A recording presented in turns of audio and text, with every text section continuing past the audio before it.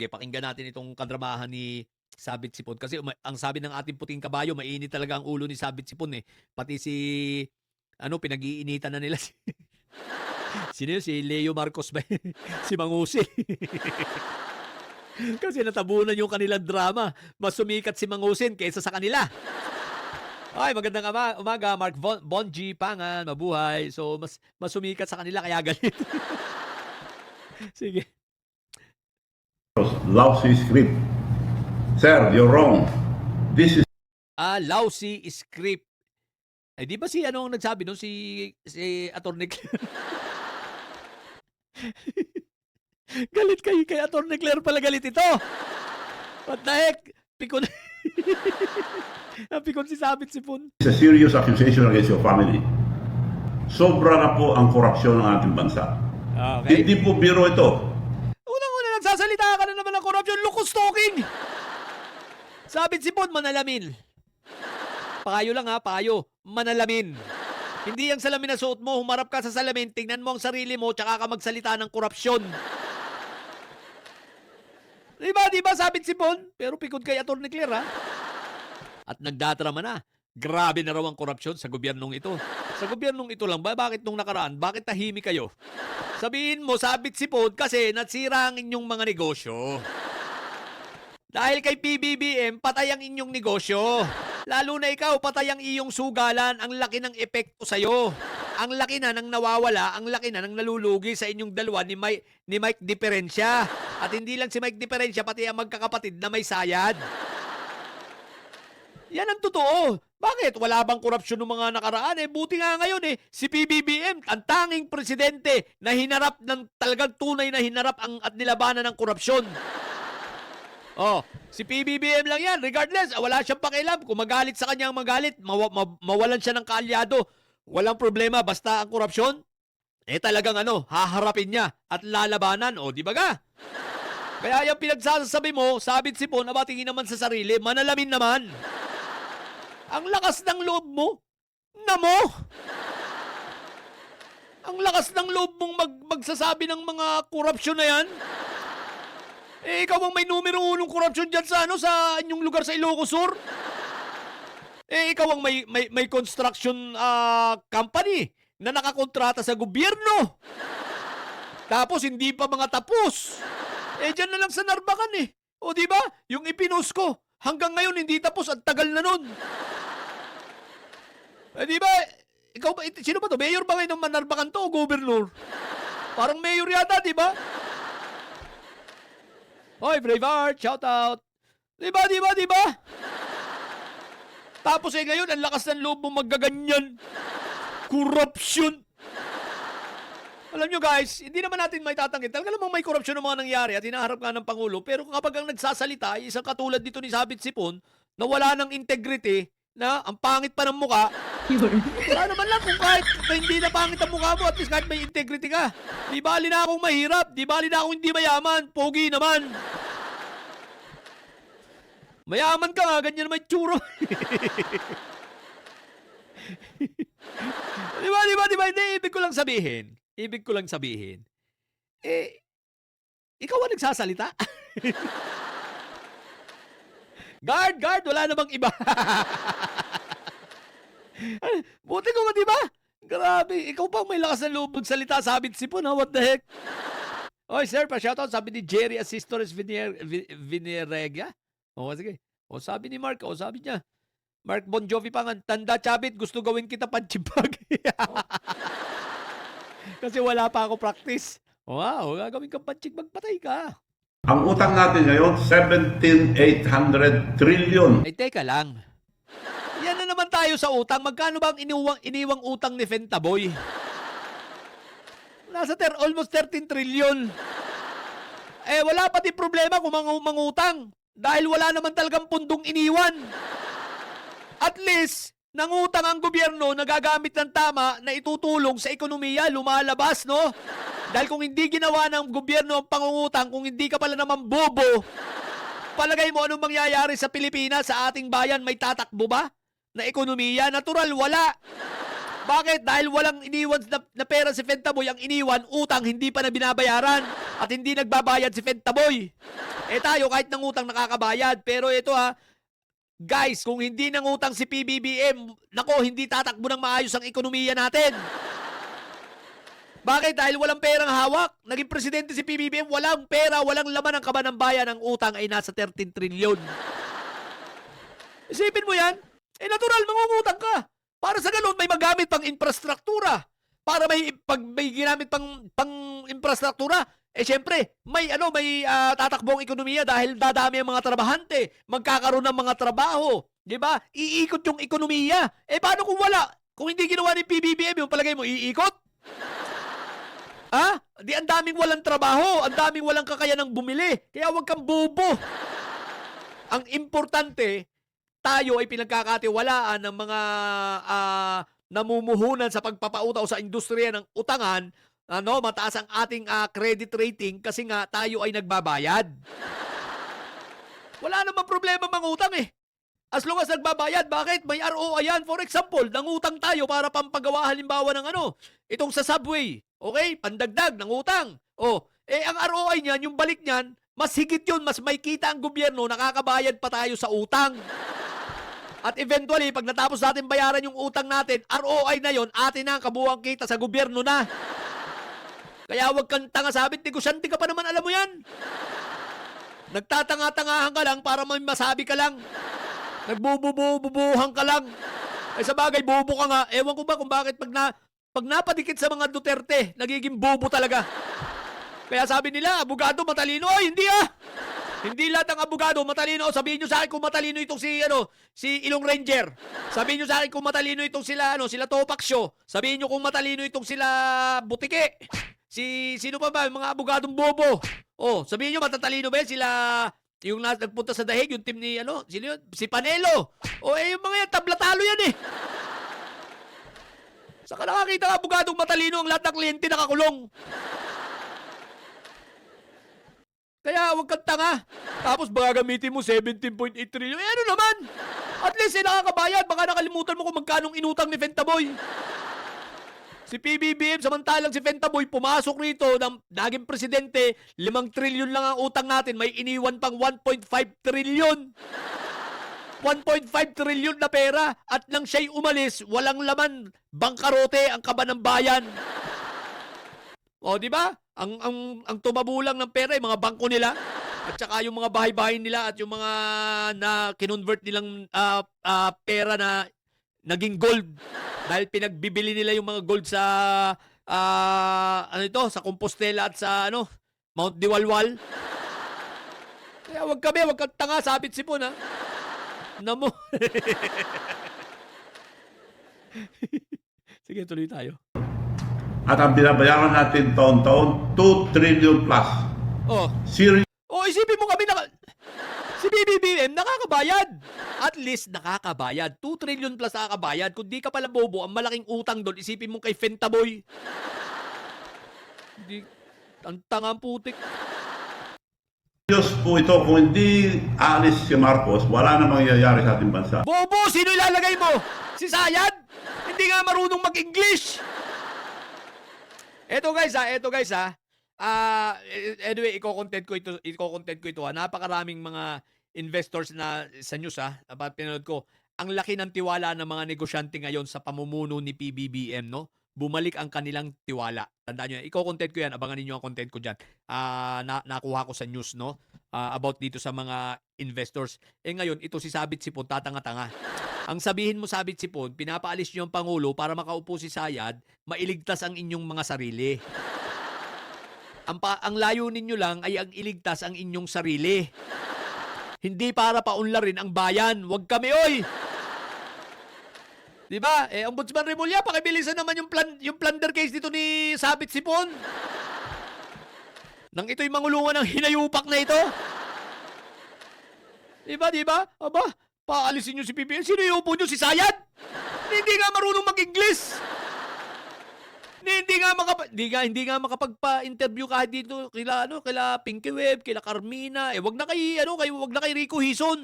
At talaga dudugo ang ilong nun. Diba? May maliwanag bang plataforma si Sayad? Wala, plataforma niya magtanim ng puno. Diba? Sige nga. O sinong didilis dito didebate, magsabi kayo ng plataforma ni Sayad? Di ba? Tsaka hindi yan makakapagsalita ng walang script. O di ba? Kaya kalukuhan ninyo. Sabi ng puti. Tuloy natin. Mahuhulit din. Bakit kanyo? Napakaraming involved. Lahat halos mga opisyal natin involved. Kasi kahit ikaw involved eh. Buti alam mo, mahuhulit rin kasama ka rin bobo. Hintay ka lang. Pero mukhang mauuna na ang iyong plunder. Hintay ka lang. Pag ito, nangulungan na si Sabit Sipon, iyak talaga to. Corruption dito. I repeat, this is a serious accusation against the family of the president. Ayan na! Guys! Diba? Tandaan nyo, December, nagko-content na ako na sinasabi ko na ito na yung mga plano nila, diba? Gibain ang Pangulo patungkol sa flood control, idamay ang buong pamilya. Ito na. Diba? Yung naratibo nila. Oh, diba? Kaya lang, dahil sa pagbubulgar natin, nabulilyaso yung kanila sanang magwi-witness. Hindi natuloy, galing pa naman yun sa yung asawa ng isang kontraktor, di ba? Hiwalay sila. At nanggaling pa sa Belgium. At nasa Davao City na nga sana, pumalpak. Hindi nagkaare yung kanilang rally. Ng pabababayin sana si PBBM, tapos hindi nagkaigi sa impeachment. So, sablay. So, bagong plano, eto na nga, itong mga 18 fake marites. Wag lang natin fake, mga marites na lang. Ngayon, si Sabit Sipon, kaya nagaganyan, ikaw ba naman na maglabas ng 450 million? At eto medyo sablay pa yung pagkakasabi ko sa lahat po ng hindi pa nakapanood ng content ko medyo sablay pa yung sabi ko. Bakit? Ang inilabas itong si Sabit Sipon ay 450 million.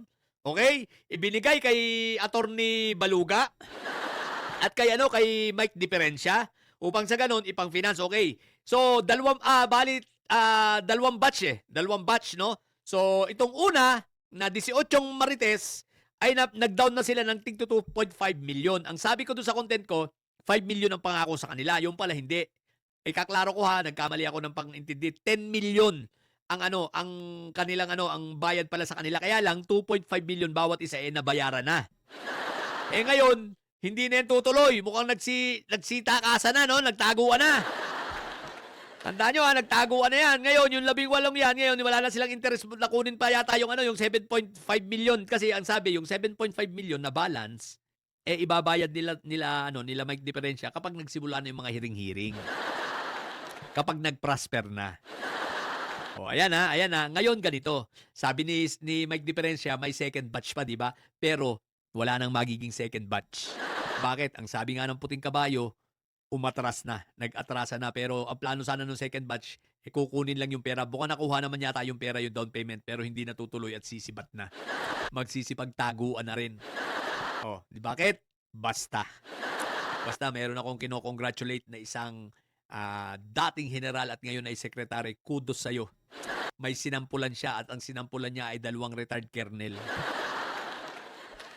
Yung 2 retired colonel na yon, kasama sana yon, no? Sa magpe-fake witness na naman yan. Ayun, nasampulan. Nag-urungan itong iba. So, wala nang second batch. Kaya itong si Sabit Sipon ay nanggagalaiting ganyan. Di ba? Okay. Hindi ko napapangalanan kung sino yung mga kernel na yun. Malalaman nyo na lang rin yan. Bahala nang lumabas na lang sa news yan. Pag lumabas niya sa news, sasabihin nyo na naman, ayun nga, totoo talaga yung puting kabayo ni Sir Alfred. Di ba? Okay, sige. And this will cause the downfall of Marcos. Wow! Ang tagal na niyang downfall na yan. Nakakailang rally na. Ang dami mo nang inilabas, Sabit Sipon Hindi, kaya ito high blood. Ang laki na ng pera talagang nailabas ni Sabit Sipon. Hindi pa niya mapalaglag O, di ba? Yung kanilang sasabay sila sa EDSA, palpak. Hindi nakasabay.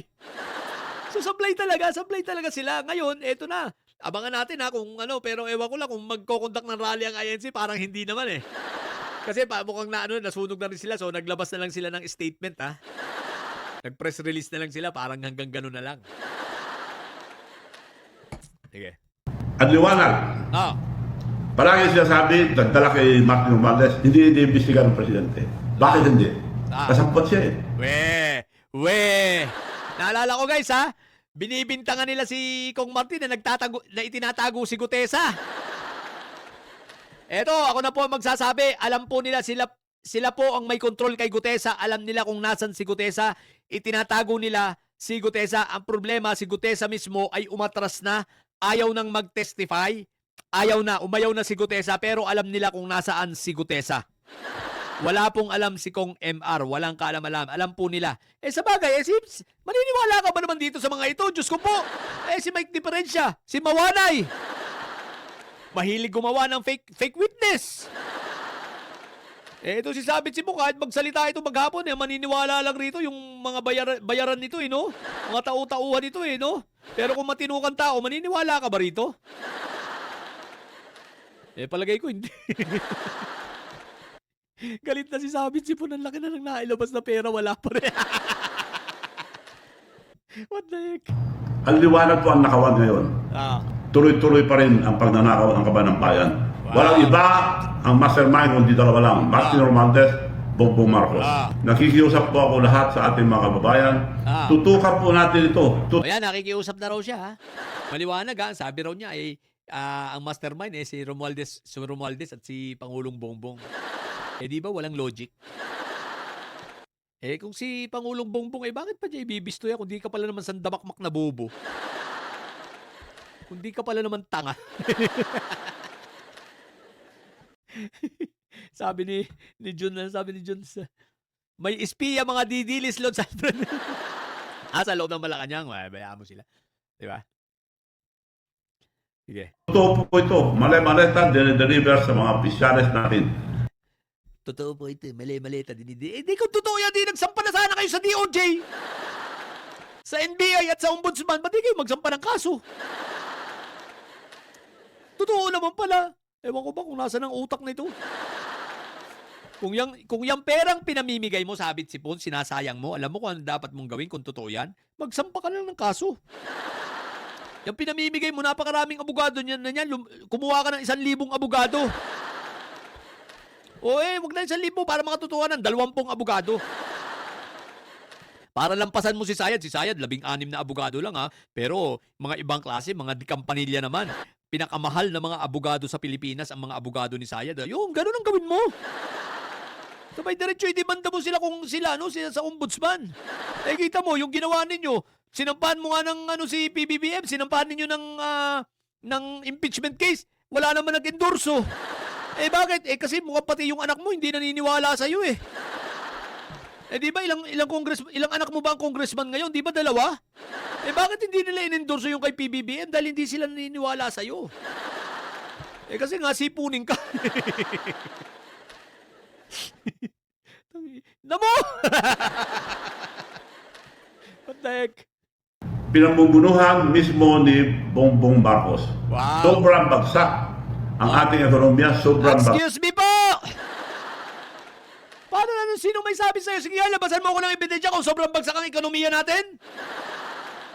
Isa nga tayo sa mabilis ngayon ng isa nga tayo sa may pinakamabilis sa pag-angat ng ekonomiya ngayon.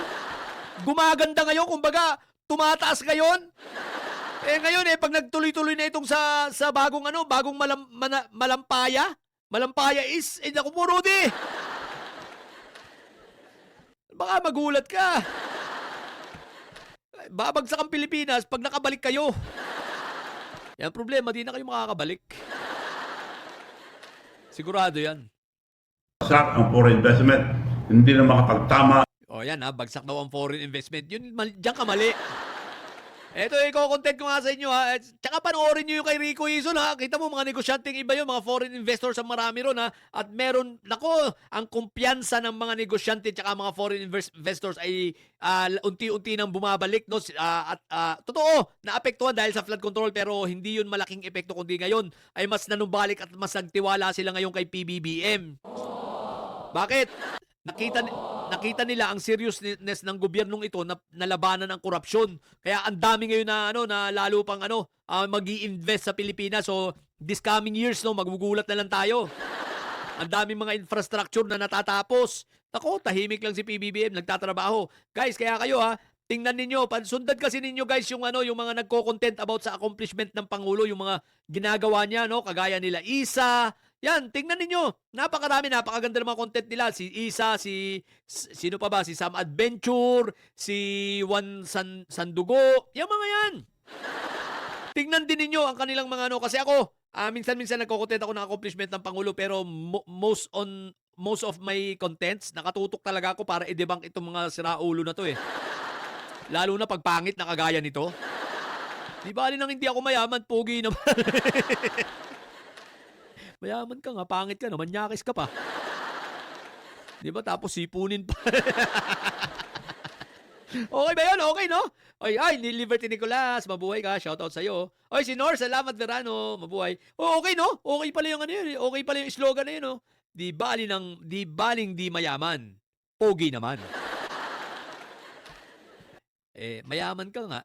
Manyak ka naman. Mukha ka pang rapist. Diba? What the heck? Ay, si Julian, sabi ni Julianito Gregorio, first time ko nakapanood ng live mo, Lodi. Shoutout from the Kingdom of Saudi Arabia. Ay, shoutout po, Idola. Thank you for watching. Salamat po. Sige, tuloy natin. Hindi, mas ano income ang gawin natin, hindi na natin kayang bayaran lahat ng inuutang nila. Sino bang may malaking utang? Pero guys, wag kayong maniwala rito na hindi kayang bayaran. Makakabayad tayo at makakaahon tayo. Kaya lang, in reality, real talk tayo, hindi kaya ni PBBM mabayaran lahat yan. Pero kung magpapatuloy itong magandang sistema na ginagawa ni PBBM, itong pagpasok ng mga investors, maniwala kayo at yung susunod na presidente, itutuloy-tuloy lang ito at i-improve pa niya. Ay naku po, sabi ko sa inyo, makakaahon ang Pilipinas. Pero pag ibinalik ay itong mga taga-Narbacan dyan, subukan yung tanggalin ito si Sabit Sipon dyan, uunlad ang lugar nyo. Basta pag umupo sa nasyonal ang mga may sayad na katulad dito ni Sabit at nila Sayad, ay wala, lalo tayong mababaon. Mga taga-Narbacan dyan, alam nyo na ha. Pag namigay ng pera si Sabit, kunin nyo lang yung pera. Pero huwag nyo ibuto. High-tech na ngayon eh. Hindi naman malalaman ni Sabit Sipon na hindi nyo siya binoto. Huwag kayo magpagago na, hindi malalaman ko na hindi mo ako binoto. Kaya huwag kayo maniwala roon, kunin nyo lang ang pera. Tapos huwag nyong iboto. Kasi inuutakan lang kayo ni Sabit Sipon at the end of the day. Pag nakaupo siya, yung perang yun babawiin din sa inyo eh. Diba? Babawiin sa pagdadamot sa inyo na pagdadamot ng imbis na napakaganda na ng bayan ninyo, di ba? Napakaunlad hanggang ngayon yung flood control doon ayun, giba. Hindi tinapos. What the heck?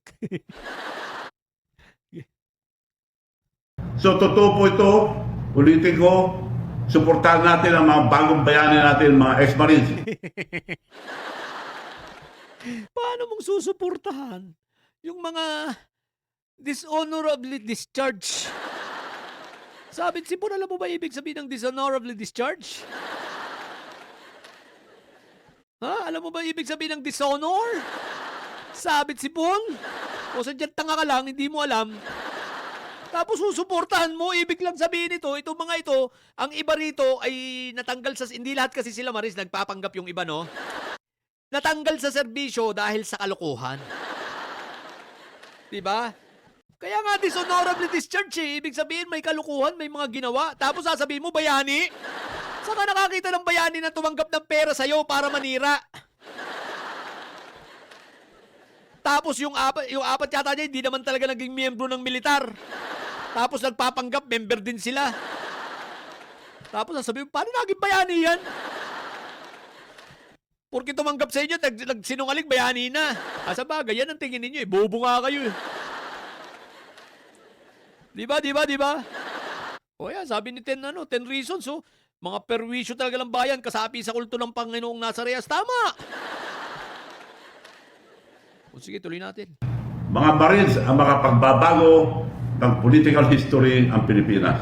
Wala na, Sabit Sipon. Tapos na, tumakbo na yung 18. Inistapa na kayo. Sabi nung wala, di na baling hindi namin makuha ng buo yung bayad sa amin, 10 million. May 2.5 billion na kami. Ayaw na namin gumulo pa ang buhay namin.